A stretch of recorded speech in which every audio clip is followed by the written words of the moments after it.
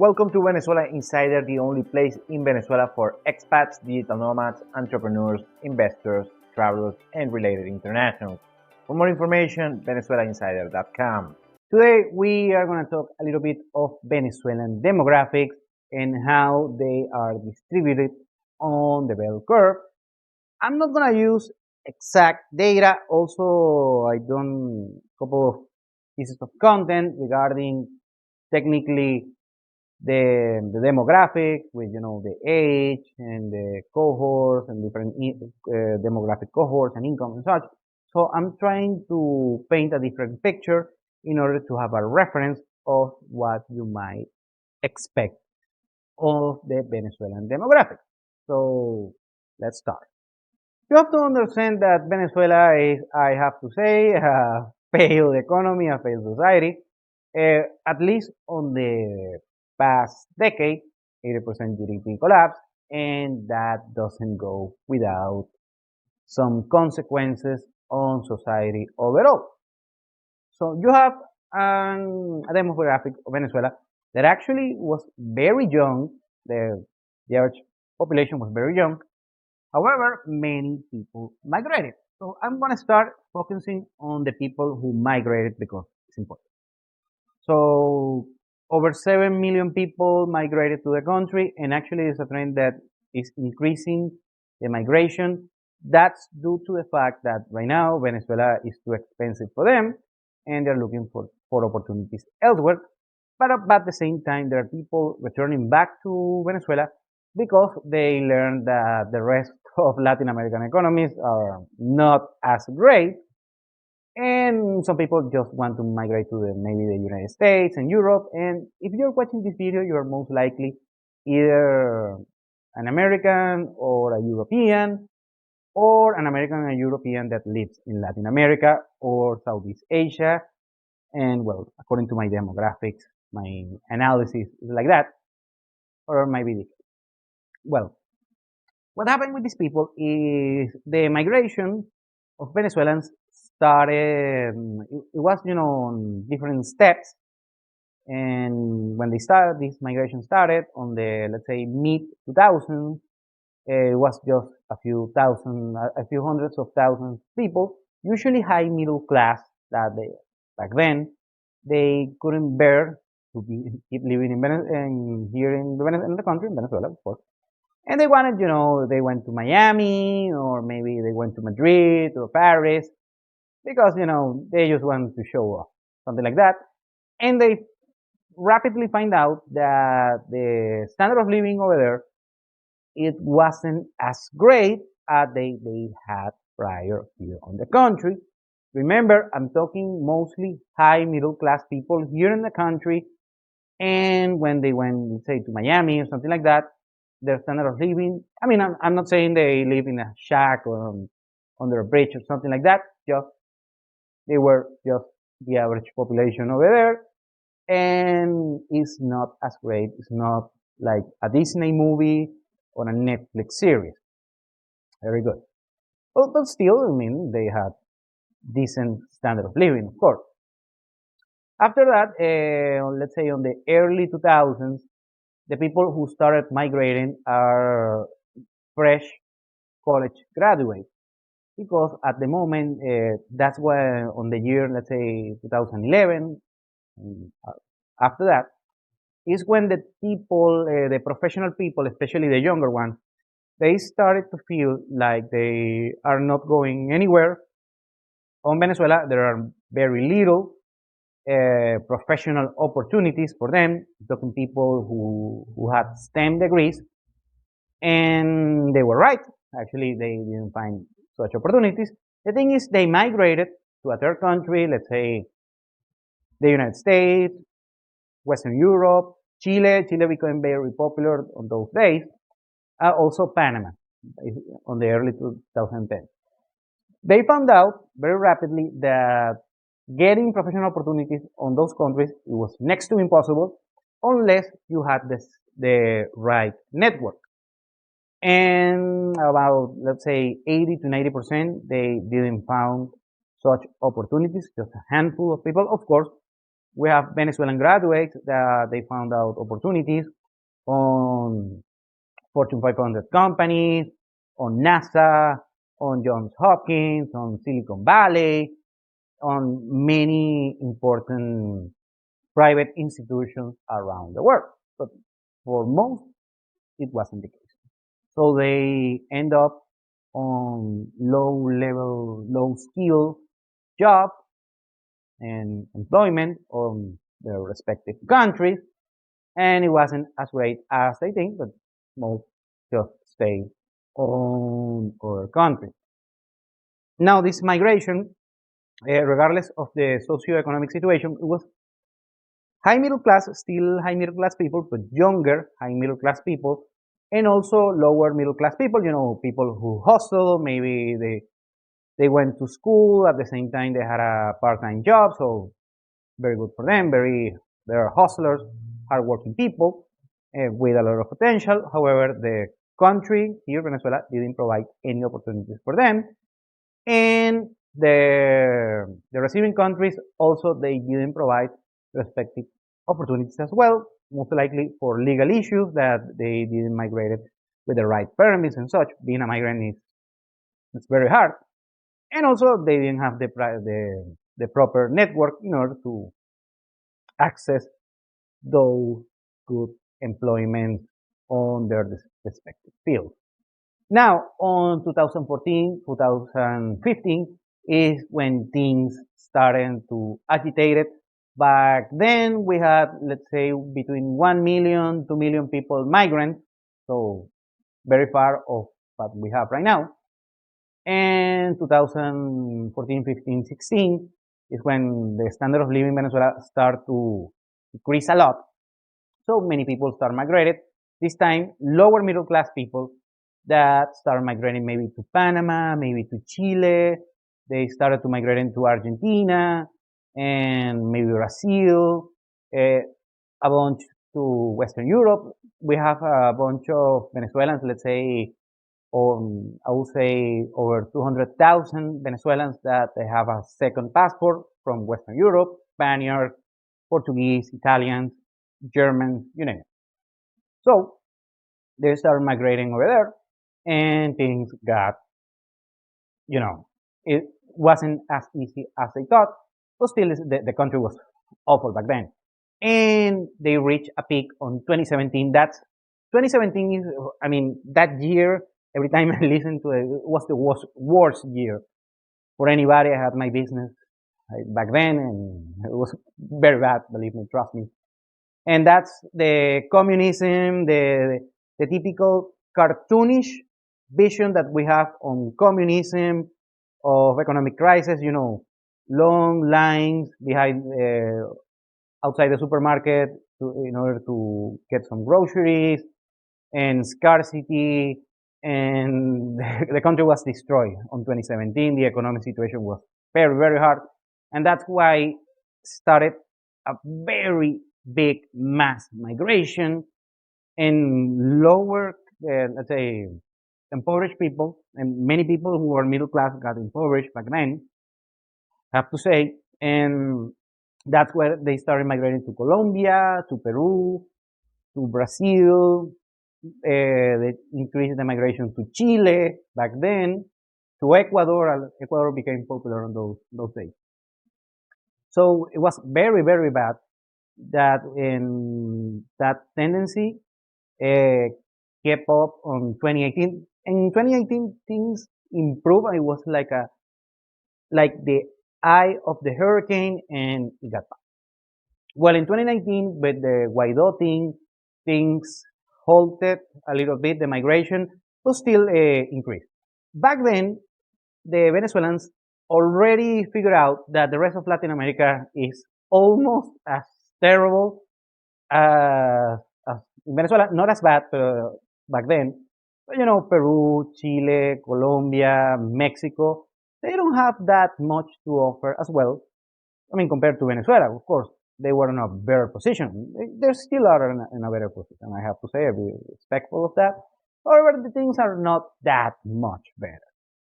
And that's when people say, you know what, if you're going to migrate, we're going to migrate to a good thing. quote unquote, the USA. And of course, some people still migrated to Europe, but US is, is a top tier place to migrate to any place in the world. And even people who already migrated to Chile or Panama or Colombia or Peru start just migrating again to the United States. And that's what happened. That's why Venezuelans are hated. And that's why it's very hard for me to get a US tourist visa right now. So I'm not expecting to do a US tour at the moment. Well, that's for another day. The main takeaway here is just back then, right now, and since last year, the most impoverished people, they are migrating to the United States going by the Darien Gap.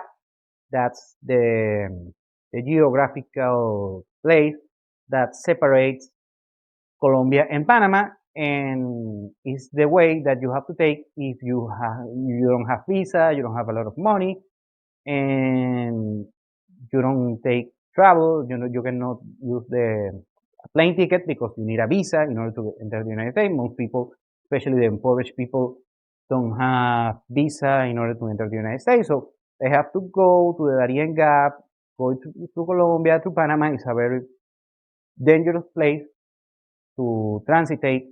So you have to go all over Central America, reach Mexico. It's a pain on the rear end to enter Mexico. They're a little bit xenophobic on Mexico. A lot of xenophobia on Mexico. I love Mexico, but it is what it is. So they have to reach the Mexican border with the United States, and so on and so on. Okay, so basically that's the review of the demographics of the migration. Now let's go with the people that already stay on the country. So we have these 7+ million people that left the country. We have 28 million people that still are on the country. So first we have a bunch of senior citizens. They are, I would say, between 15 and 20%. So it's not like Japan, that there is a full gentrification over there. So a lot of senior citizens that are impoverished, I have to say, because they have pensions that are worthless. We already talked about that the way the Venezuelan government defaulted on their obligations regarding civilian citizens is just by default. And they did it setting a nominal amount in bolivars, and the currency got depreciated, and these pensions are worth something between $5 to $10 to $20 per month, so pretty much worthless. So usually these people are supported by younger family members that either migrated to the country, so they receive remittances, or people who are economically active here in Venezuela, and of course they took care of their elder relatives. Very good. Now let's go to all over the demographic pyramid. Let's go to the younger people. We have a bunch of very young people. I'm talking kids and teenagers right here, that unlike previous generations in Venezuela, until let's say 5 to 7 years ago, in Venezuela was very coveted the thing that you had to go to college. So it's very inculcated on the Venezuelan society. And what happened is that right now the people just woke up. They saw a bunch of professionals, even talking doctors, lawyers, accountants, engineers, you name it, and they didn't translate this hard work in order to get a career, get a college degree, in order to financial success.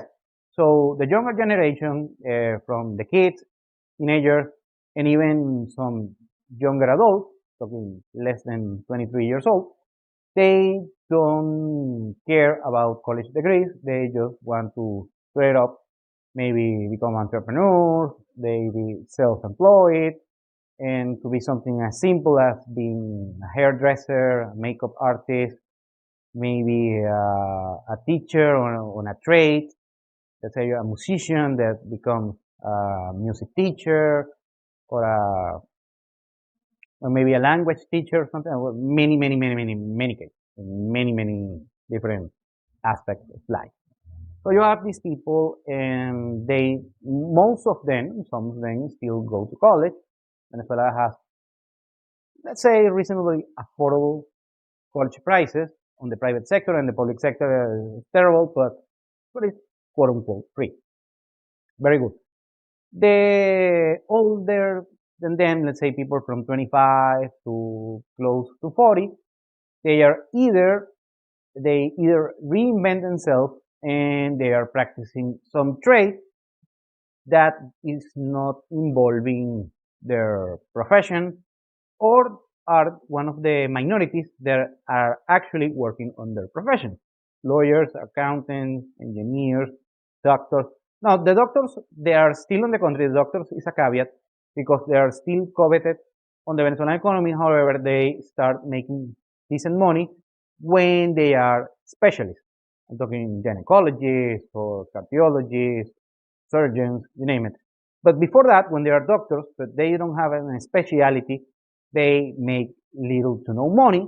So they either migrate in the hope to legalize their profession on another country, on Chile and Spain, they're able to do so to a certain degree, or they just migrate and work on something else, and all that effort in order to become a medical doctor is worthless.